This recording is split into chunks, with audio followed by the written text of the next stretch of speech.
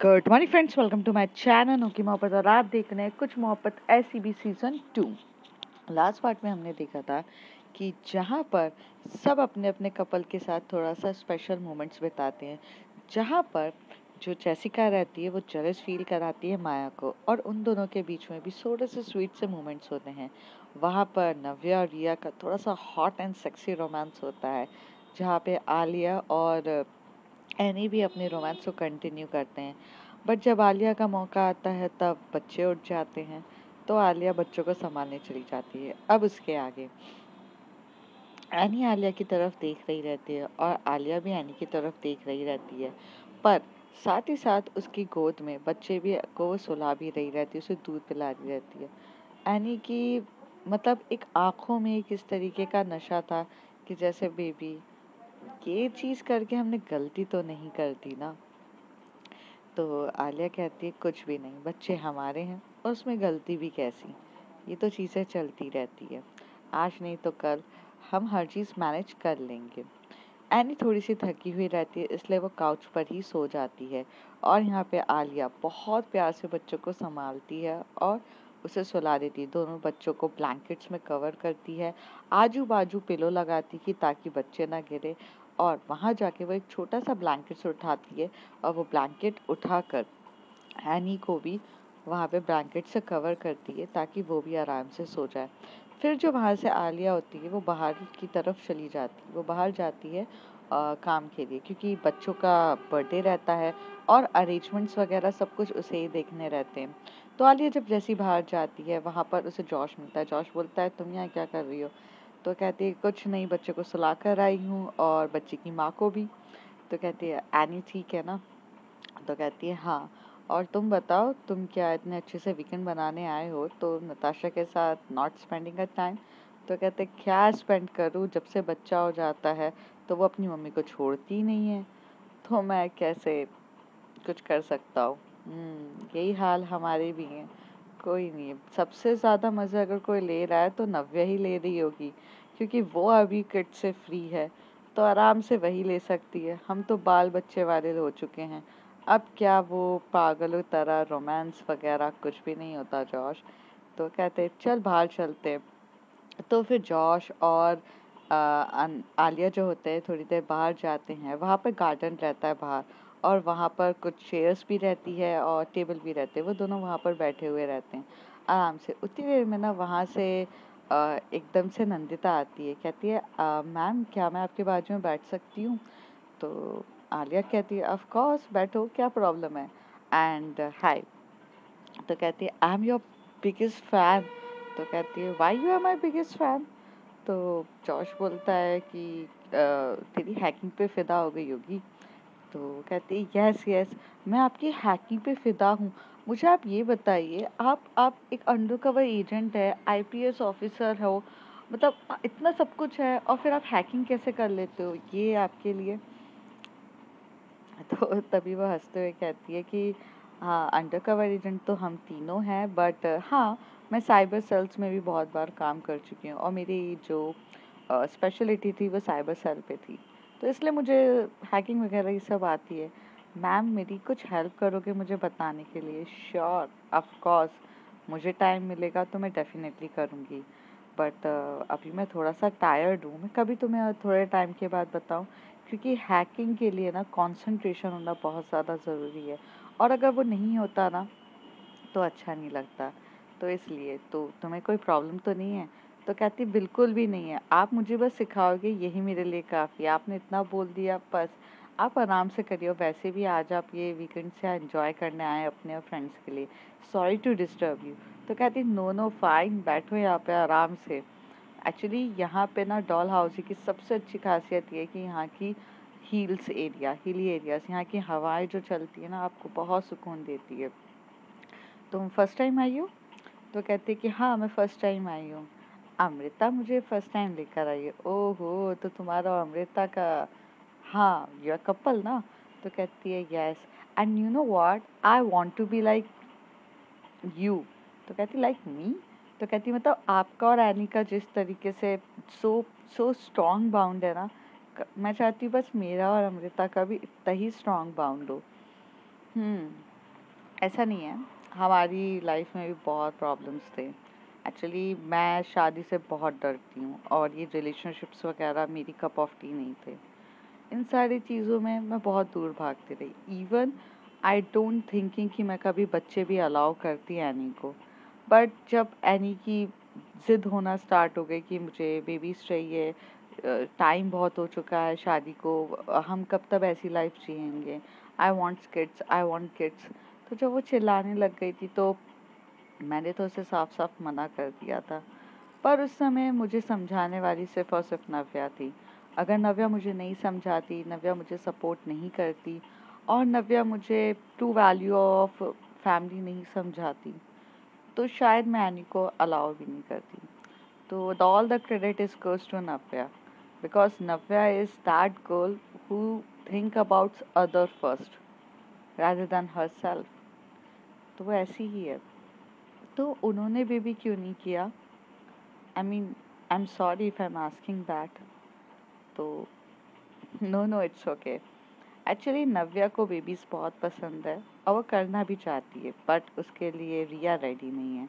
Riya don't want to be get pregnant and Navya चाह कर भी प्रेग्नेंट नहीं हो सकती है। उसका एक रीज़न है, क्योंकि आज से 2 साल पहले जब हम एक मिशन के लिए गए थे तो वहाँ पर उसे गोली लग गई थी and she is going to be almost died, but she prevent herself. और हमारे प्रोफेशन में जब हम मिशन में जाते हैं तो ये मान के चलिए कि हम खुद पे कफन बांध के जाते हैं।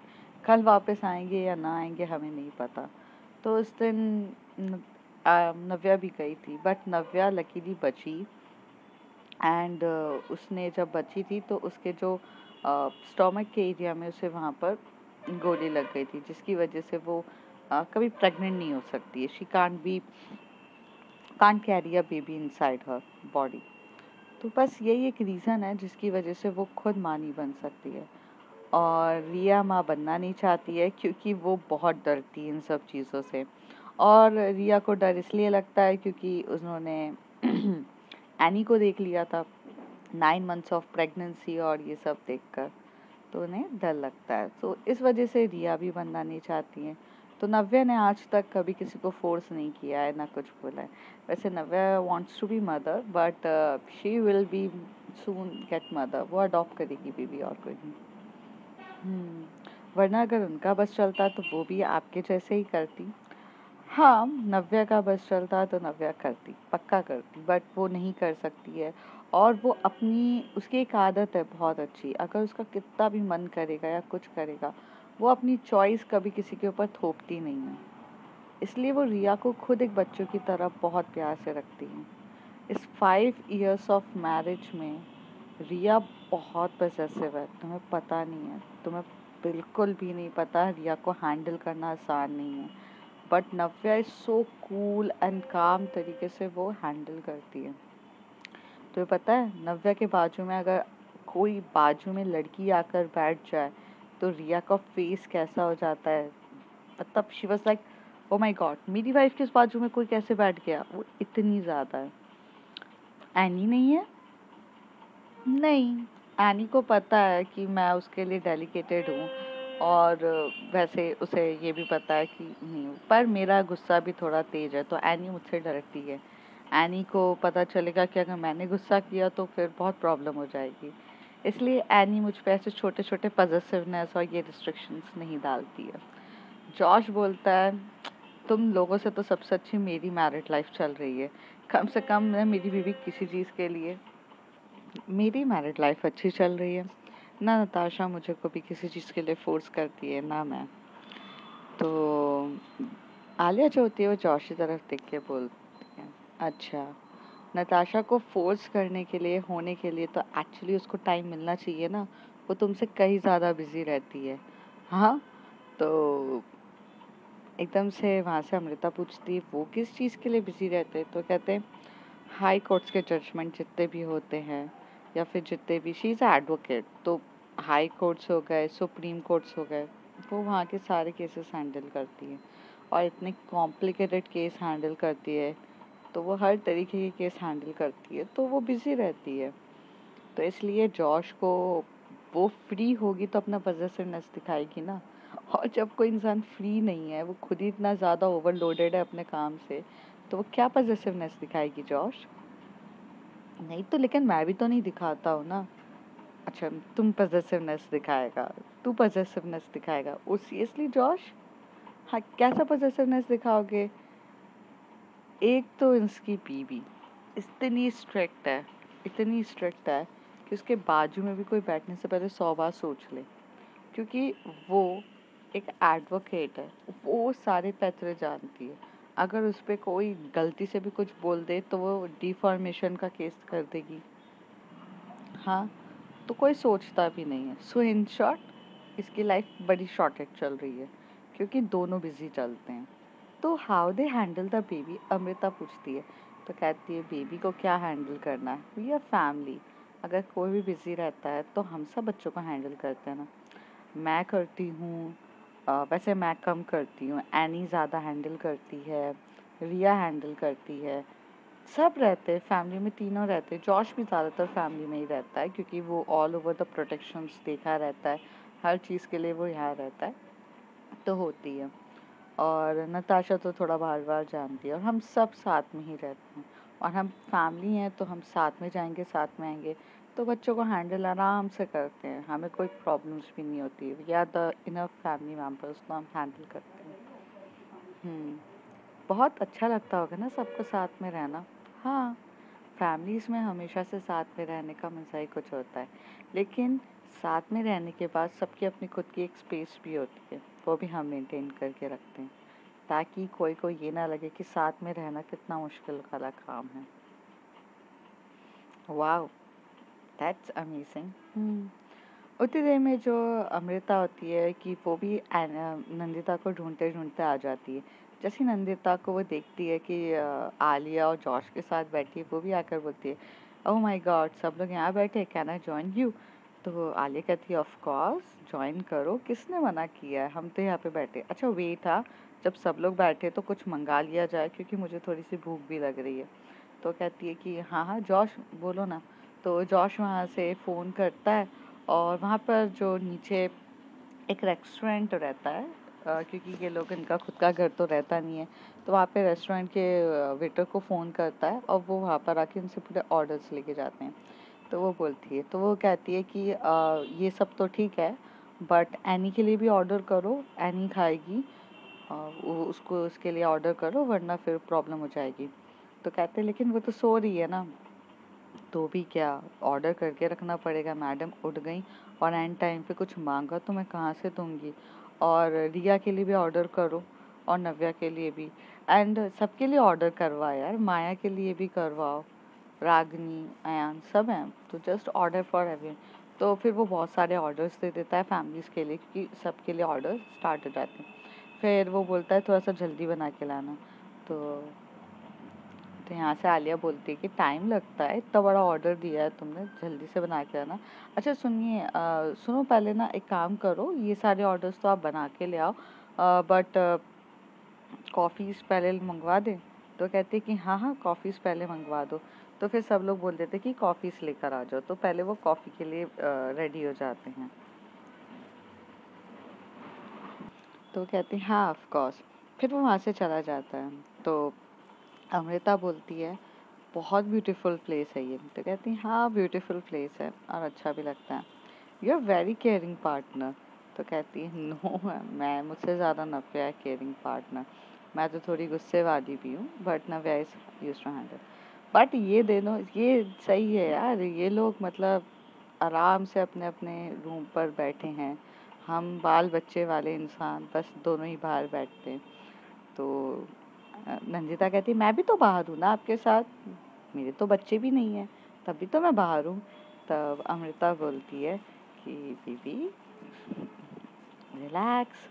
तो यहाँ पे आलिया हंसती हुई बोलती है अमृता रिलैक्स, कोई बात नहीं है, नंदिता बहुत क्यूट है, और तुम्हारी गर्लफ्रेंड बहुत बहुत ज़्यादा स्वीट है, बहुत दिल की साफ लड़की है ये, इसका ख्याल बहुत अच्छे से रखो। तो कहती है हाँ, इसलिए तो थोड़ा सा प्रोटेक्टिव नेचर होना पड़ता है कि मैडम बिन सोचे समझे कहीं पर भी कुछ भी बोलना स्टार्ट कर देती हैं। है तो काफ़ी इंटेलिजेंट पर भोली बहुत है। तो कहती हाँ, भोली लोग होना भी चाहिए। पहले एनी भी बिल्कुल ऐसी ही थी। वो भी बिना बोले सोचे समझे कहीं पर भी कुछ बोलना स्टार्ट कर देती। धीरे धीरे सब कुछ ठीक हो जाता है। कपल्स विल चेंज, रिस्पॉन्सिबिलिटीज कम, तो सब कुछ हो जाता है। तो थोड़ी देर के बाद जो नव्या होती है वो भी उधर आती है बाहर। तो कहती है तुम सब लोग इधर बैठे हो, मुझे नहीं ज्वाइन करने दोगे? तो कहती है अरे आपको फुर्सत मिल गई है, अरे आपकी गर्लफ्रेंड ने आपको छोड़ दिया? आलिया हंसते हुए बोलती है। तो नव्या बोलती है हाँ, पुलिंग ऑफ माई लैग। और नव्या की सीट हमेशा से जॉर्ज के साइड में रहती है, तो फिर वो वहाँ पर बैठती है। तो कहती है कि पुलिंग ऑफ माई लैग। तो कहती है आहा, वैसे आज शाम को बहुत मज़ा आने वाला है। तो कहती क्यों? क्योंकि हमारे बच्चों का बर्थडे है, और जब बच्चों का बर्थडे रहता है तो गेस्ट आते हैं। तो हम लोगों ने गेस्ट तो ऑफ कोर्स सिलेक्टेड गेस्ट तो आएंगे। अब जब सिलेक्टेड गेस्ट आएंगे और उसमें से एक भी अगर नव्या के बाजू में आकर बैठ गया, तब तुम देखना तब तुम देखना रिया का रिएक्शन। तो तभी नव्या बोलती आलिया बस कर यार। तो कहती नहीं नहीं, तुम देखो ज़रा, आज शाम को तुम्हें प्योर पॉसेसिवनेस दिखेगी। एक टिपिकल वाइफ क्या होती है वो सब दिखेगी। बेचारी नव्या को तो आदत हो गई है। तो नव्या चुप रहती है, कुछ बोलती नहीं है। तभी अमृता बोलती है हाँ नव्या, आदत हो गई है आपको? तो कहती है कि देखो ऐसा कुछ नहीं है, she is cute, little bit possessive है वो, अब क्या कर सकते हैं। है मेरी तो अब पजेसिव तो बनता है उसका भी, ऑफ कोर्स उसकी वाइफ हूँ मैं तो कर सकती है वो पजेसिवनेस। तो आलिया बोलती थोड़ी बहुत पजेसिव होती है। तो कहती है अब होती है तो क्या करूँ आलिया, इट्स लाइक कि फाइन। इसने एक्चुअली पता क्या है, इसने ना सर पे चढ़ा के रखा है रिया को, इसलिए बहुत पजेसिव है। तो नव्या बोलती है ताज को हमेशा से सर पे बिठाया जाता है, पैरों पे नहीं रखा जाता। अब वो मेरी जिंदगी का ताज है, सर पर ही रहेगी। ये डायलॉग सुनते से ही वहाँ पर जेसिका भी आती है, तो वो क्लैप करने लगती है। क्लैप करके बोलती है wow Navya, it's so amazing, I love it यार, I really love it. I mean इतना ब्यूटीफुल डायलॉग, ये तो बस बहुत सही डायलॉग बोला यार आपने। तो वो बोलती है डायलॉग नहीं है, इट्स जस्ट अ रियलिटी। तो बोलती है I am completely flat on you. और माया उसके पीछे खड़ी रहती है जेसिका के, और जेसिका के माया जब पीछे रहती है तो वो उसके बाजू में आकर बैठ रही रहती है।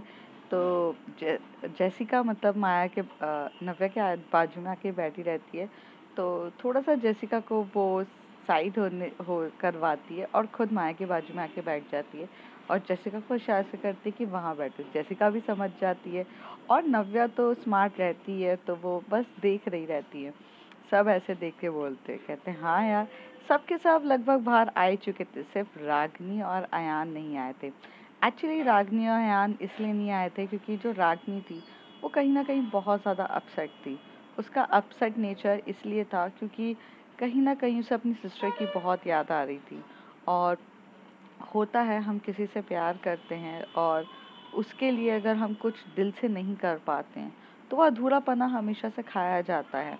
वही अधूरापना रागनी को खा रहा था, और अयान उसे बहुत प्यार से सपोर्ट करके उसे ध्यान दे रहा था, और वो बहुत अच्छे से कंसोल कर रहा था। थोड़ी देर के बाद जो रागनी और अयान होते हैं वो एक्चुअल में टेरेस के वहाँ पे खड़े हुए रहते हैं, और वो उसे बहुत प्यार से संभाल रहा था। एकदम से जो वहाँ पर कुछ एकदम से चीज़ें होती है, और जो रागनी के हाथ में ना एक मीन्स रागनी जहाँ खड़ी रहती है वो थोड़ी सी रो रही रहती है, अपसेट होती है। तो वहाँ पर अयान जैसे उसे हक करने जाता है तो वहाँ पर एक गमला रहता है, छोटा सा प्लॉट रहता है, छोटा सा, तो वो एकदम से गिर जाता है। और ये लोग वहीं नीचे बैठे रहते हैं गार्डन की तरफ, तो इन सब की भी नज़र ऊपर जाके बोलती है। तो माया बोलती है लगता है रागनी थोड़ी अपसेट है, अयान उसको हैंडल कर रहा है। तो कहती हाँ, मुझे लगा वहाँ से अमृता कहती मुझे लगा लव बर्ड्स फाइट कर रहे हैं लगता है। तो कहती है कि हो भी सकता है, बट नहीं, वो हैंडल कर रहा है। तभी जॉर्ज पूछता है माया वो ठीक तो हो जाएगी ना। अगर कुछ प्रॉब्लम है तो बोलो, मैं थोड़ा अरेंज करता हूँ। मीन्स कहीं घूमने फिरने का, आई वॉन्ट टू मूड, उसका मूड अच्छा हो जाएगा ना। तो माया बोलती है हाँ हो जाएगा, बट एक्चुअली उसे जिस तरीके से वो चाहती थी उस तरीके से उसके हिसाब से चीज़ें नहीं हुई है, तो she is little bit hurt. Navya भी शांत रहती है। नव्या कहती है चलता है, कभी कभार चीज़ें हमारे हिसाब से नहीं हो पाती हैं, कोई इशू नहीं है। सो गाइस वो ऐसे बोलती है अमृता तुम रागिनी को फ़ोन करो और उसे नीचे बुलाओ, वो सबके साथ रहेगी तो वो बेटर फील करेगी। अकेली जितनी रहेगी तो वो होगी, कम से कम उसको डिस्ट्रैक्ट करेंगे तो वो ठीक रहेगी। माया कहती है। अमृता कभी माया की बातों को टालती नहीं थी। देखा जाए तो जैसे नव्या लीडर थी तो उनकी टीम की, उसी तरीके से माया भी लीडर थी उनकी टीम की। तो एकदम से फ़ोन करती है वो। तो फ़ोन करने के बाद रागिनी फ़ोन उठाती है, कहती है कि हाँ, तो कहती है नीचे देखो। तो वो सब लोग नीचे से देखते हैं और सब लोग उसको स्माइल करके बोलते हैं। तो वहाँ से नंदिता से इशारों में करती है बढ़िया है, लव बर्ड्स। तो रागिनी को थोड़ी सी शर्म आ जाती है, वो एकदम से अयान से थोड़ा सा दूर होके बोलती है हाँ हम आ रहे हैं नीचे। तो वो दोनों भी भागते हुए एकदम से नीचे आते हैं और कहते हैं कि क्या हो रहा है।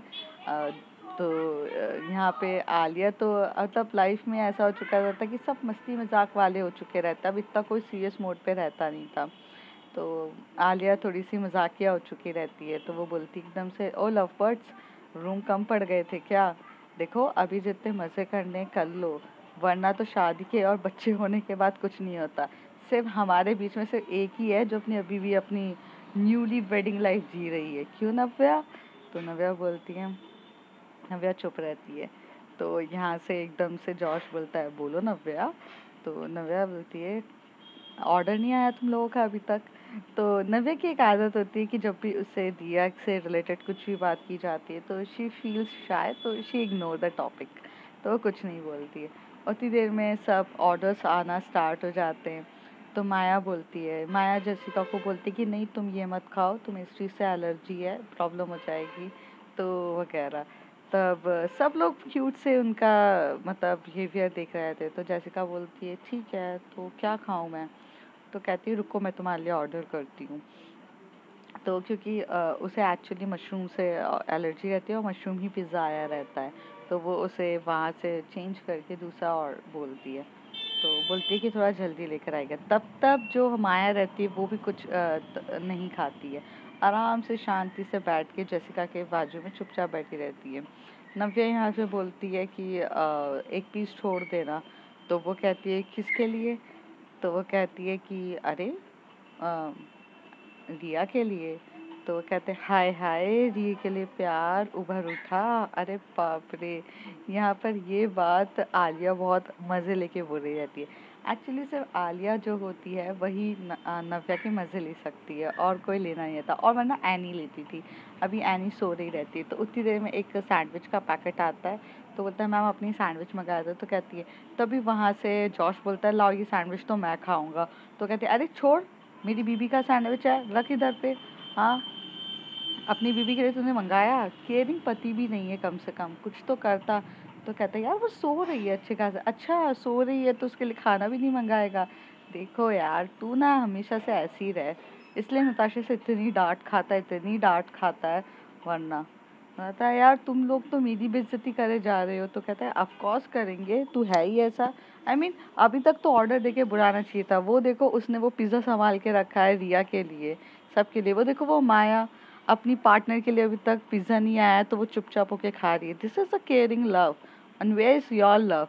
और ये देखो अमृता कितने प्यार से खिला रही है, वो देखो अयान कितने प्यार से खिला रहा है। तो सब कुछ ऐसे बोल देती है और जॉर्ज चुप बैठा रहता है। फिर इतनी देर में नताशा आती है, बोलती कौन मेरे पति को चिल्लाए जा रहा है? आलिया तुम्हें तो बस हक ही चाहिए मेरे पति को चिल्लाने के लिए, तुम एक मौका भी नहीं छोड़ती हो ना चिल्लाने का। तो कहती है अच्छा तुम्हारा पति बहुत अच्छा है, तुम्हारा पति तुम्हारे लिए खाने के लिए भी सोचा नहीं। देखो 2 पिज़्ज़ा खा चुका है वो आराम से, 2 पिज़्ज़ा के स्लाइस खाया होगा। नताशा बोलती है। तो कहती हाँ। तो कहती कोई बात नहीं, उन्हें भूख लगी है खा लेने दो, और वैसे भी मैं ऑर्डर कर लूँगी खुद के लिए। तो कहती है अरे रे, बीबी भी इतनी समझदार है, बाप रे, काश हमारी भी बीबी होती। उतनी देर में एनी का फ़ोन आता है और कहती कहाँ हो तुम? तो वो कहती है कि मैं तो बाहर बैठी हूँ सबके साथ। तो कहती है कि जल्दी आओ अंदर, बीबी उठ गया है। तो वो बोलती है ओके ओके, बस मैं 2 मिनट में आई। तो यहाँ से जो आलिया है वो उठ के चली जाती है और बोलती है चलो भाई हम चलते हैं, बाद में ज्वाइन करेंगे, हमें ये हमारी ड्यूटी स्टार्ट हो गई। तो कहते कुछ खा तो ए सैंडविच दे ज़रा पहले।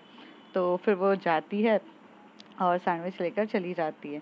उतनी देर में उसे वहाँ पे रिया मिलती है। रिया बोलती है कि सब लोग कहाँ है आलिया?